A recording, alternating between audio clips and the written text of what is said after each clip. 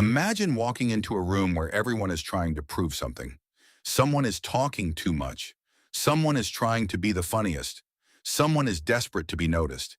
And then there's one person, quiet, watching, unhurried. They don't interrupt. They don't compete. They don't react. Yet somehow, everyone notices them. Here's the first law of power. The person who controls themselves is the person who eventually controls the room.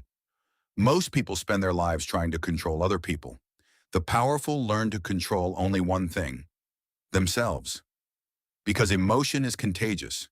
If someone can make you angry, they control you. If someone can make you jealous, they control you. The moment another person can predict your emotional reaction, they hold a piece of your freedom.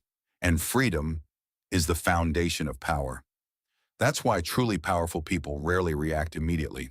Not because they have no emotions, but because they understand something most people never learn. Reaction is surrender. Response is choice. There is a difference.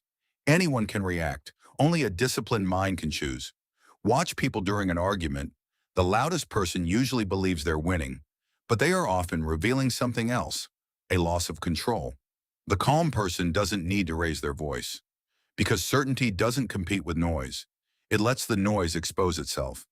This is why mountains don't move when the wind shouts at them. Strength doesn't become stronger by proving itself.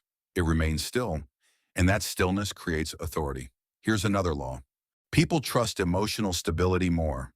If someone can make you desperate, they control you, than emotional intensity. Think about it. When a crisis happens, who do people naturally look toward? The person panicking, or the person who stays calm enough to think clearly?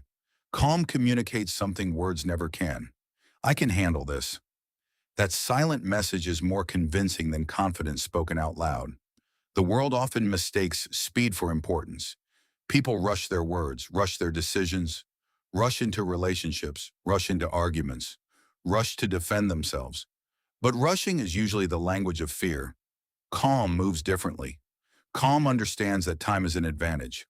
A pause before speaking isn't weakness, it's control. Silence isn't emptiness. It's confidence without performance. And confidence that doesn't need to perform is the rarest kind. Here's the law most people discover too late. Every unnecessary explanation lowers your perceived value.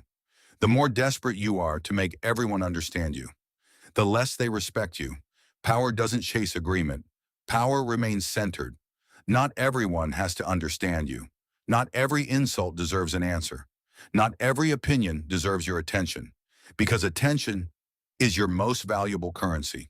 Spend it carelessly, and you'll always feel emotionally exhausted.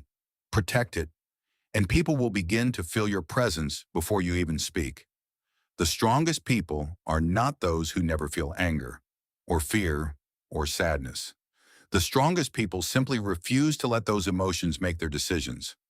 That is emotional mastery, and emotional mastery creates something money cannot buy: an unshakable presence. So the next time someone tries to provoke you, pause. The next time life doesn't go your way, pause. The next time your ego demands that you prove yourself, pause. Because every pause is a reminder that your mind belongs to you. And here's the final law. The calmest person in the room is rarely the weakest. They're often the one with the least to prove, the clearest mind, and the greatest control. In a world addicted to reaction, calm has become a rare form of power. Master it, and you'll never have to announce your strength again. People will feel it before you ever say a word.